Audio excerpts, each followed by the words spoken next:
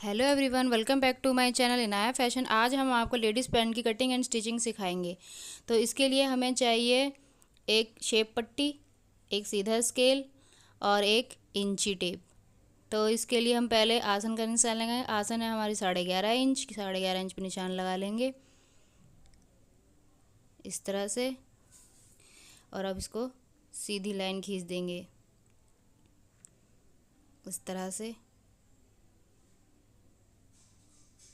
अब इसकी length नापेंगे, shape पट्टी से इसी शेप दे देंगे।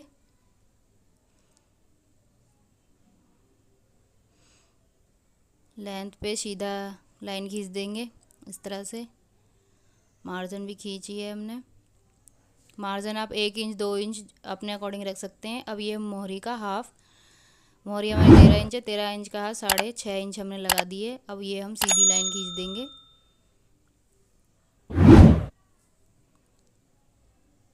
इस तरह से। अब हम इसकी थाई का निशान लगाएंगे। थाई हमारी 31 का हाफ लगाया हमने 15.5 इंच। शेप पट्टी से शेप दे देंगे इसकी। अब हम कमर का मेज़रमेंट करेंगे। कमर को 4 से भाग करेंगे तो 9.5 आएगा। 9.5 में हम 1 इंच मार्जिन का और 1.5 इंच प्लेट डालने का डालेंगे, तो वो हमारा 12 इंच का निशान लग गया है। 12 इंच का ही नीचे नीचे लगाएंगे इस तरह से और इसको मिला देंगे।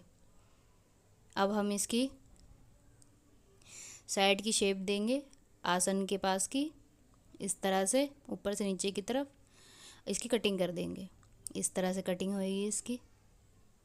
ये कट गया, कपड़ा वेस्ट निकाल दिया है हमने। और अब हम इसका बैक पार्ट है ये, इसको हमने बिछा लिया है इस तरह से। ये बंद है, ये खुला हिस्सा है। अब इसके ऊपर हम फ्रंट पार्ट रख के इस पे निशान लगाएंगे। तो ये हमारा फ्रंट पार्ट है, हमने इसको इसके ऊपर रख दिया है, इक्वल कर दिया है हमने। अब हम इसके ऊपर कमर का निशान लगाएंगे। ऊपर से हमने 2.5 इंच का निशान लिया है क्योंकि हिप हमारी नॉर्मल है। कम होएगी तो हम कम भी कर सकते हैं, अगर हैवी हिप है तो हम ज़्यादा भी कर सकते हैं, इसको 2.5 से 3 भी कर सकते हैं। लेकिन हमने अभी 2.5 इंच का निशान लगाया है इस तरह से।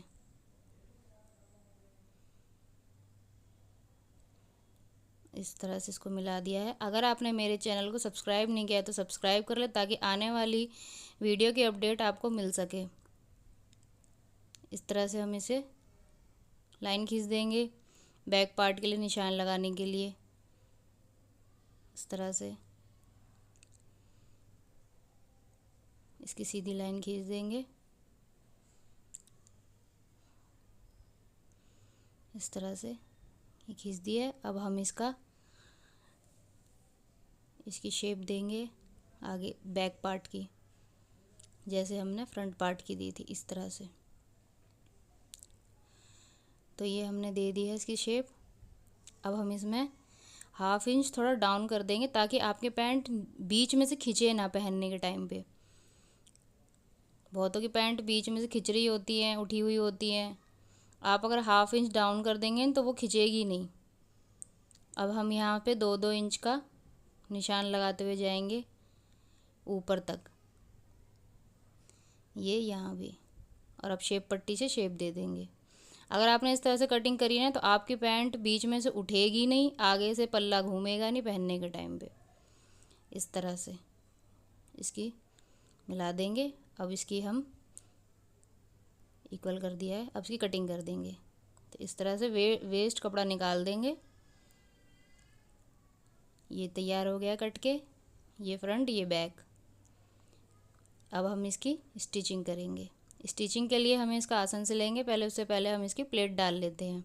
तो प्लेट डालने के लिए कपड़े को इस तरह से फोल्ड कर लें इक्वल करके। यहाँ पे हम 4.5 या 4 इंच पे हम निशान लगाएंगे। दूसरी तरफ भी लगा लेंगे इसी तरह से, इसको इक्वल कर लेंगे और निशान लगा देंगे। इस तरह से खींच देंगे इससे लाइन खींच दी हमने। दोनों तरफ इसका अब निशान लग चुका है। अब आसन सिलेंगे और प्लेट डालेंगे इसकी। तो आसन सिल चुका है, प्लेट भी डाल ली है हमने। ये फ्रंट है, ये बैक है। अब हम इसकी कमर की सिलाई करेंगे। कमर के लिए हमने पेस्टिंग काट ली है और अब हम इसका तैयार करेंगे। तो ये हमने 1.5 इंच का लिया है पेस्टिंग और कपड़ा हमारा 4 इंच का है, क्योंकि हमें इसे फोल्ड भी करना है इसमें। तो पहले हम ये इसको चिपका के और इस तरह से सिलाई लगा देंगे। साइड में ये सिलाई लग चुकी है। अब इसके सीधे हिस्से पे पकड़ के हमें इसको इस तरह से सिलाई लगा लेनी है, सीधी तरफ से इस तरह से मिलाकर यहाँ पे सिलाई लगा देंगे। ये इस तरह से ये हमने सिलाई लगा ली। अब हम इसको फोल्ड कर देंगे, इस तरह से ऊपर कर देंगे इसे और फिर सिलाई लगा देंगे। ये इस तरह से यहाँ पे सिलाई लगा देंगे। ये सिलाई लग रही है, सिलाई लग चुकी है। अब हम इसका बैक पार्ट तैयार करेंगे। बैक पार्ट के लिए हमने कपड़ा काट लिया है इस तरह से। इसकी चौड़ाई हमने वही 4 इंच ली है जैसे हमने उसमें ली थी। अब हम इसको सीधी तरफ से सिलाई कर देंगे, इस तरह से सिलाई कर दी है। अब हम इसको ऊपर करके यहाँ पे सिलाई कर देंगे, एक पैर की सिलाई लगा देंगे। अब ये हम इसको आगे पीछे के पार्ट को जोड़ेंगे। जोड़ने के लिए हमें इस तरह से जोड़ना है, ऐसे नहीं करना है। पहले हमें इस तरह से लेना है सिलाई को, सिलाई के ऊपर रख कर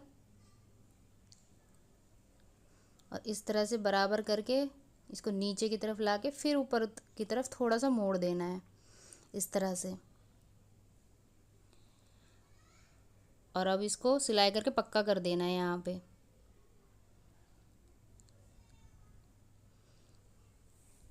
तो ये हमने सिलाई कर दी है, इसकी पक्का कर दिया है। अब मैं आपको इसे खोल के दिखाती हूँ। ये देखिए, अगर आप इस तरह से बेल्ट लगाएंगे ना बहुत फिनिशिंग आएगी, लगेगा नहीं कि ये घर में सिला है, आपको बिल्कुल रेडीमेड फिनिशिंग आएगी। ये हमने कर लिया है दोनों तरफ से, बेल्ट तैयार हो गई है। अब हम इसकी लास्टिक के लिए हम इसका कमर नापेंगे और कमर में से 4 माइनस कर देंगे। आगे की जो बेल्ट है 4 माइनस कर दिया है हमने और अब हम इस पर निशान लगा देंगे। लेकिन इसको अभी काटेंगे नहीं, खाली हमने सिर्फ निशान लगाया है, काटा नहीं है इसे। काटना नहीं, काटेंगे हम बाद में। तो अब इसके लिए हम इसको वापस वैसे ही कर देंगे और इस तरह से रख कर इस पर पक्की सिलाई कर देंगे। ये सिलाई कर दी हमने। अब मैं आपको दिखाती हूँ मोड़ के। इस तरह से मोड़ दिया है, ये देखिए, ये लगेगा नहीं बिल्कुल कि घर में किया। इस तरह से सिलाई लगा देनी है साइड में। ये सिलाई लगा दी हमने, जैसे ये किया है ऐसे ही हम उस तरफ भी कर लेंगे। ये देखिए, मैंने अभी इसे काटा नहीं है। अब मैं इसको थोड़ा पीछे करके वो निशान देख लूँ जहाँ पे हमने निशान लगाया था। ये रहा निशान हमारा। अब हम इसे काट देंगे, इस तरह से काट दिया है। अब जैसे हमने वो जोड़ा था ऐसे ही इसे जोड़ लेंगे, पक्का कर लेंगे। यहाँ पे ये पक्का कर लिया है हमने। अब हम इसको इक्वल कर देंगे और फिर सिलाई लगा देंगे। बीच की सिलाई लगा रहे हैं हम ताकि हमारी प्लास्टिक हिले डुले ना। ये हमारा तैयार हो गया है, बैक पार्ट फ्रंट पार्ट पूरा तैयार है। अब हम इसकी मोहरी तैयार करेंगे। ये देखिए, ये मोहरी हमारी, जितना हमने मार्जिन लिया था उसके अकॉर्डिंग इसको मोड़ देंगे और यहाँ पे सिलाई लगा देंगे। ये सिलाई लगा दी है।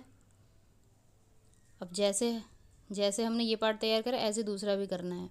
अब हम इसकी साइड की सिलाई लगा देंगे पूरे में। तो थैंक यू फॉर वॉचिंग।